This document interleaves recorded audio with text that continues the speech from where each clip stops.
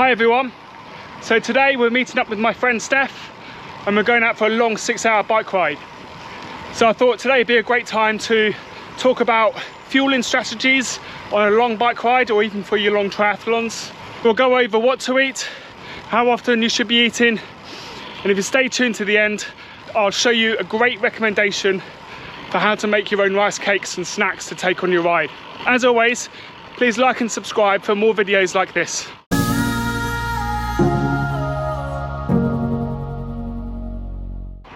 So we're out on a long ride today with my friend Steph. Hi. Steph, how far are we going today, or how long? 6 hours today. 6 hours. So great time to practice nutrition plans for races.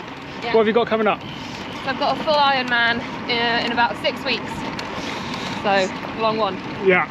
And so as we're doing a long ride today, what's your nutrition plan for today? So I had a big breakfast, oats, banana, orange juice. And then I've taken 85 grams of carb mix in the front fuel cell, and then another bottle with another 85 grams of carb mix, and then I'm taking a gel on the hour every hour to supplement that, and mixed with a couple of cereal bars just to have something to chew. Yeah, so one of the key things is working out what works for you with your stomach, but also having a mix of sort of solid foods and then gels towards the end of the ride. You're taking the gels throughout the ride, are you? Or yeah, so gel 90 minutes in and then every hour to keep moving. Excellent. Okay, so when we're planning for our long ride, the nutrition very much starts the night before.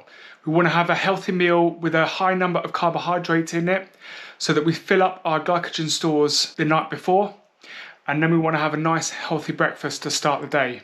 Try and stick to low GI carbohydrate foods in the morning, such as oats or muesli. These will release the energy slower into your system so that when you start your ride, you're still benefiting from your breakfast.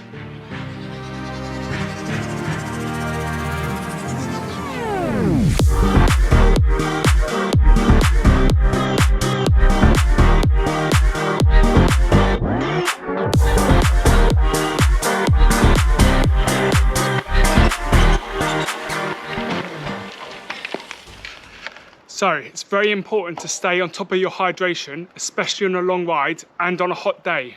Dehydration can have a massive impact on your cycling performance and how far you can go, as well as your overall health. So make sure you're drinking throughout the ride at regular intervals. Try and carry 750 ml water bottles rather than the smaller 500 millilitres. This way you can carry more water with you, you're more likely to drink, and you'll have to stop less to fill your water up. You can put electrolytes into your water.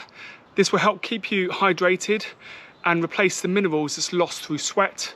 Or you can put in a carbohydrate mix, and having the carbs through fluids can actually be better for your stomach, especially if you're on a more intense ride.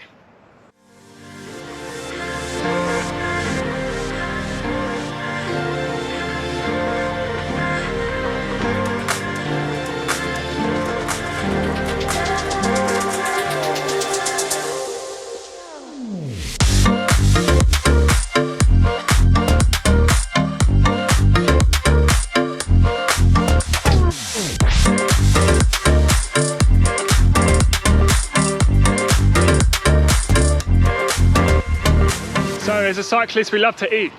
Well, good news, you need to be eating quite a lot for your long rides.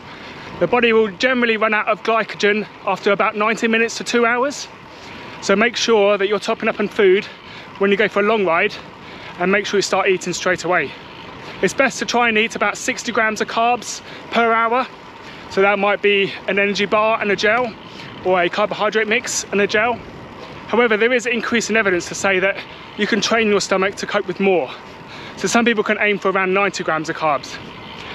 Obviously, the more carbs you take on, then you're going to keep your glycogen stores topped up better, and you'll be able to ride for longer. So there are different types of nutritional products you can carry in your jersey pockets. You could go for normal homemade food, such as rice cakes. We could go for bananas, cereal bars. I've got a Saurine snack-sized loaf there. Or you could go for the sports nutritional products, such as bars, chews, gels, and carbohydrate mix to put in your water. These all have different benefits. The bars, rice cakes and bananas will be slower absorbing.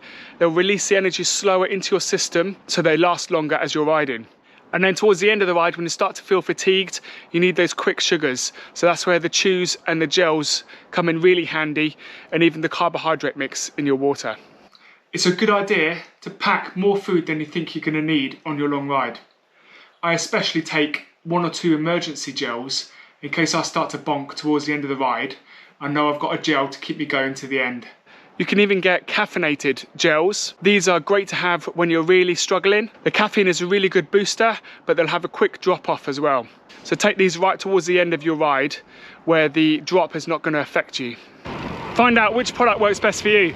Some brands will work better with your stomach than others, and always try and practice your nutrition so that on race day, your stomach's used to it and you know what to take in when. So top tip is pre-open your food, so you're not doing this while you're riding.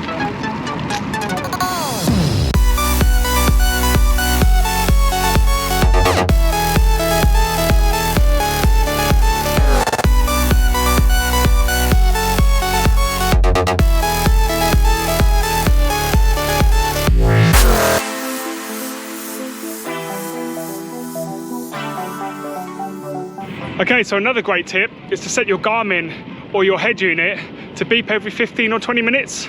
This will remind you to eat and drink as you're riding. The cafe stop is my favourite part of the ride. Take a well-earned short break and top up on some cake and coffee. However, don't overeat, especially if you have a difficult section on your ride straight after the cafe. Many cyclists enjoy coffee, and with good reason. Caffeine has proven not just to improve alertness, but also reduce feelings of fatigue. It can also promote fat burning, which allows you to use less of your glycogen stores on your ride.